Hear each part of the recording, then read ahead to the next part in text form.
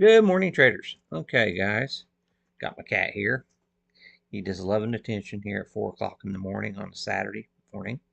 So I'm starting with my ZNs. That's our 10-year bonds. And basically, I've been looking for a continuation of the downside. I have been saying for a long time now the 30-year mortgages and stuff have been artificially, uh, uh, the yields are way too low on the 30-year yields given the risk we have in the economy and stuff. And I'm still looking for an eventual move to near 9% for mortgages on the 30-year mortgages yields. Uh, so we'll see what happens here. Maybe Powell get out of there soon enough, and the Fed will lower interest rates, and that won't happen. But ultimately, that's what I'm looking for. So keeping that in the back of my mind. So start with the ZNs here. We do have an untested point of control down here uh, on the weekly time frame. On the ZNs, those tend to be magnets, to be retested. So we have to be very mindful that could be happening, developing this week. And this recent rally into the bonds, rally in the bonds, driving down yields, that typically happens at the first of every month. That way, the banks and institutions they can drive down yields uh, on CDs, and then we slowly see a tick up into until the beginning of the next month. So, just heads up on that. That's kind of what I'm seeing here in the bonds. A lot of uncertainty going on in the economy, and right now, cycle wise, we're due for a minimum 2.5% correction in the markets based off the cycle theory. So basically coming in Monday morning with a fairly big gap down would not surprise me at all. Okay. Uh, but we are due for a cycle correction. And coming in Monday morning, I mean, today, let's put it this way, taking a swing short into Monday uh, was not was a fairly high odds scenario. So let's just be very mindful in the indices. So let's just definitely keep that in the back of our mind going forward here. You're coming in Monday morning. If you got a bunch of calls, well, you might be, good luck. Okay, that's all I got to say. So basically, this trend line right here is the one we really have to worry about here on the ZNs on the 4 hour coming back down and ultimately coming back down to this lower level down here. That would put a lot of fear into the markets, and we know seasonally August is a bad month, historically one of the worst months of the year. We're getting right into that window where things can start getting really jiggy real quick. Okay, guys. Okay, we're gonna start with Spider, guys, on my charts.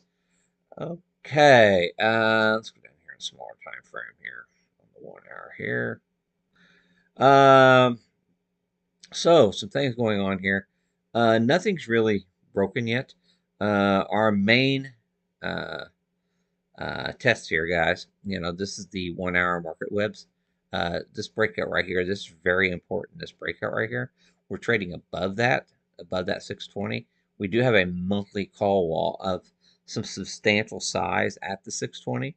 We really need to lose that 620 to actually signal a stronger bearish thesis, okay, in the markets. So we have to be very mindful of that. 620 call wall right now, they're deep in the money. And there's quite a bit of open interest at that 620 price point. So be very mindful of that. That's on the monthly time frame. So, we're trading above that, and we're actually trading one tier above that even. Okay, guys. So we do have the next big level is 630, okay, on the call walls. And I do want to point out that is the 630 call wall on the monthly is within this week's expected uh, possibilities, okay.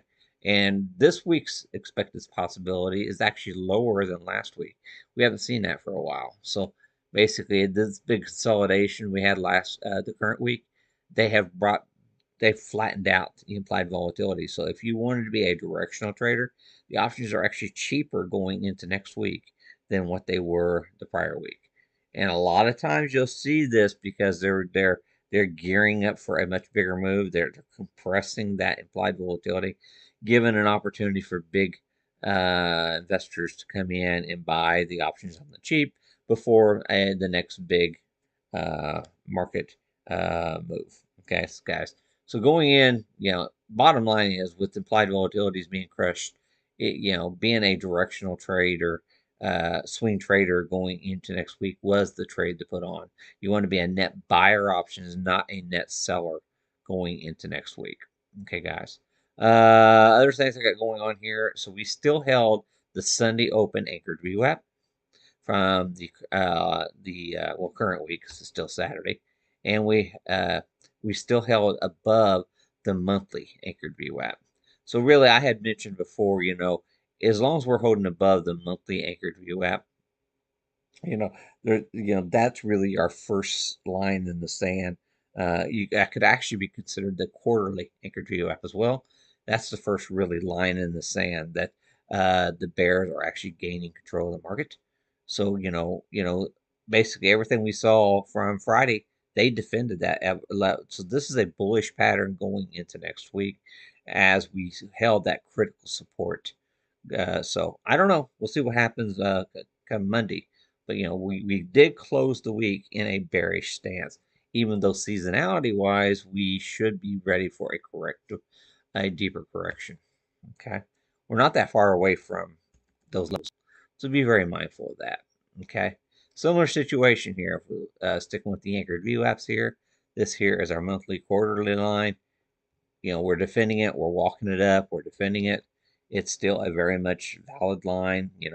We come in Monday morning, we're trying to break that 552 30 area right out of the gate Monday morning, or gapping down below that. That's a pretty good tell. Things are a little bit jiggy to start the week, and we could be in for that 2% or so correction. And if we get a 2% correction, let me go ahead. Equity, no, I don't want to do that. Price axis. Where's the time thing? Log as a percentage. Sure it is. Apply. There you go. So we closed right here. It's 117. We'll go down to 17. And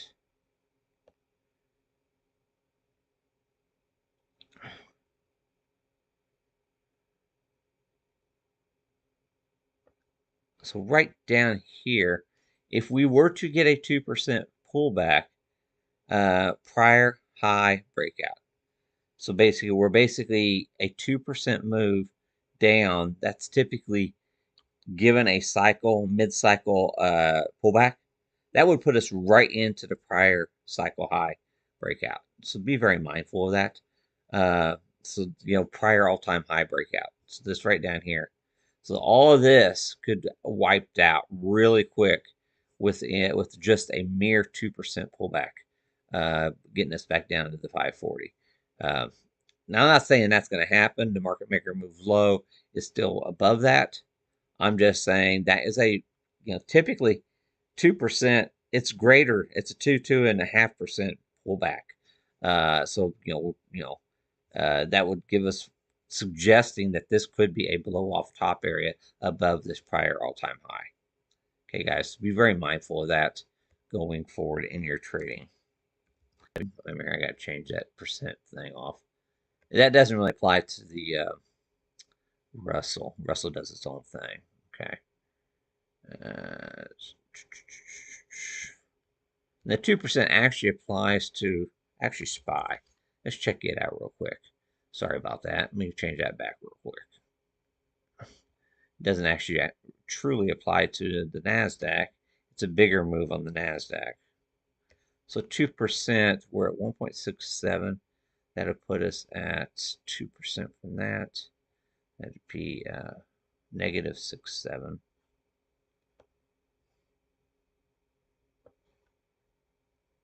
Okay, that would put us below the prior all-time high. This prior all-time high, that would put us to the bottom edge down here, down into this pivot area down here.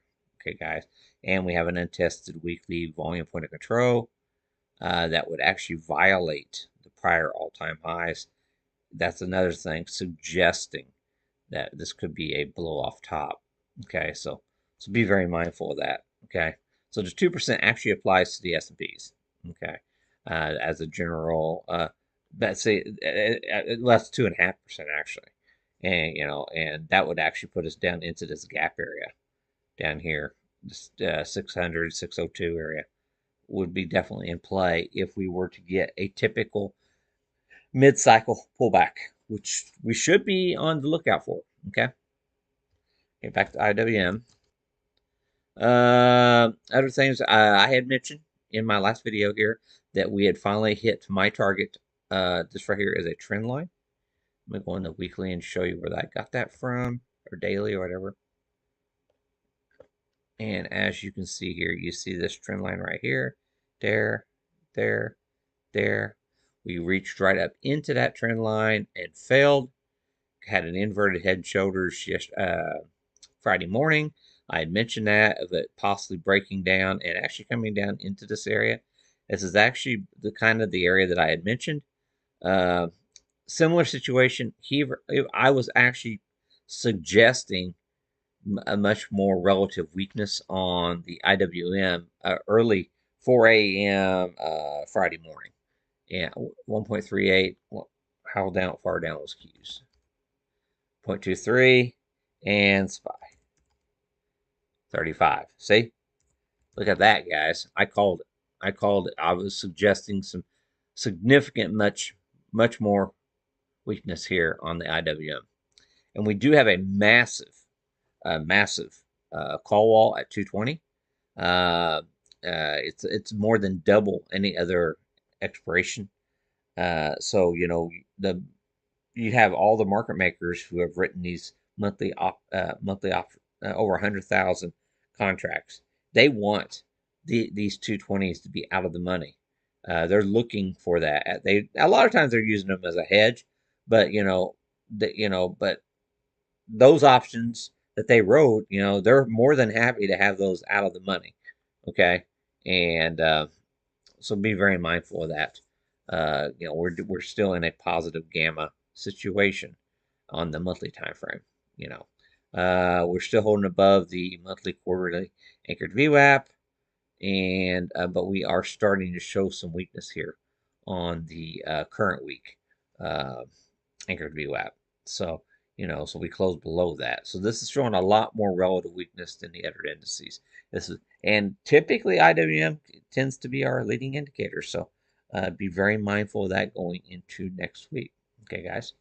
So that's just a few things that I was thinking about here. I could keep going on and on. We're right there. I think Netflix reports this week, kicking off earnings season, if I remember right. This next week, 7/18. Yeah. So next week, Netflix starts kicking off earnings season in a big way. So be very mindful of that. It used to be Alcoa. Yep. Okay, Alcoa is next week. There you go. That's 7/16. Okay, 12th, 13th, 14th. Wednesday. Wednesday, Alcoa's kicking off earnings. Okay, guys. So be very mindful of that. I don't know if any of the banks are reporting yet or not. I know Morgan Stanley. I mean, J.P. Morgan, which is the biggest bank in the world. It closed outside of its expected move for the week. Okay, guys. So be very mindful here. They're going into next week, and they're nervous about J.P. Morgan. So be very mindful of that. So we have lost the quarter and the monthly anchored VWAP. So heads up on that. We came in on the 8th, and they did not like this. So this is a very bad chart. Once we're breaking below that, see how fast that thing just slides into oblivion. So losing that level is a big deal. Okay, guys. And J.P. Morgan going into earnings is not liking things at all. Okay. How about these other banks? Bank of America, we lost the level. Citi, We're kind of right into that level area. Morgan Stanley, Bank of America. There you go. So that gives you some ideas there. They there's a lot of problems in these markets. XLF way underneath that. XLP way underneath that quarterly level. Okay, guys. XLY probably still above. Yeah, we're still above on XLY. XLK way above. Yep, still way above on XLK. But it is important to note we did below. See how we did close below that anchored view app. So heads up on that. We closed the XLK on some relative weakness for the week. This is not a you would want to close up here to be doing a swing long. You actually closed weak enough for a swing short. Heads up on that on XLK. SMH way up there in no man's land. So I mean, yeah, you can't really. Yeah, it's really hard to be bearish on tech when SMH is way up here and our anchor VWAPs are way down here. So this could be very well be a blow off top in semis. So you just be very mindful of that. And if that is the case, you got to keep an eye on NVIDIA. Uh, you know, uh, we definitely got to see how we're getting extended away from these moving averages. You know, this thing could come back down to earth pretty quick. So we definitely want to keep that one on watch. Sorry, I didn't change my percentages over here. I should change that back. I'm sorry, I was sitting there doing the charts and wasn't paying attention. Okay, there we go. It definitely could come back to earth pretty quick, so let's definitely keep this one on watch. AMD, I missed it by a day for the big move. This big move here, I was trying it on this day, and it ended up doing it Thursday. So I missed it by 1 day for the big move. That sucks. So we do have room to the upside on AMD if they want to keep taking the market higher. But like I said, cycle-wise, we are due for a deeper correction to kick off next week. So we'll see how it plays out. Okay, guys. Uh, Other than that, we have a flight to safety, Bitcoin. They are into Bitcoin, using that as a safety vehicle. GC, starting, this thing has been digesting here, might be setting up for another leg. Heads up on that. This is a bullish pattern. I mean, there's no reason to think that this is not going to be seeing even higher prices. So be very mindful of that. Actually, it's being saved right where it needs to be saved. I'd actually would have been I would have liked to have been swing long GC going into next week, given what I'm seeing here. SI, really good day. Look at this. Silver's doing the catch-up trade. Oh my goodness, look at this thing. This thing is on fire. This thing, you go into bigger time frames. This thing could be 20-year. So bottom line is, I would expect this thing to keep going until it hits this trend line. Guess what? Look at that, guys. Look at that. Look where we stopped right there. Wow. Wow. Would you really want to be net long now into these double tops? These are monthly tops. Look at that. Look at that. How perfect that thing. Wow. Wow. Cool. Well, I don't want to be along that. Wow.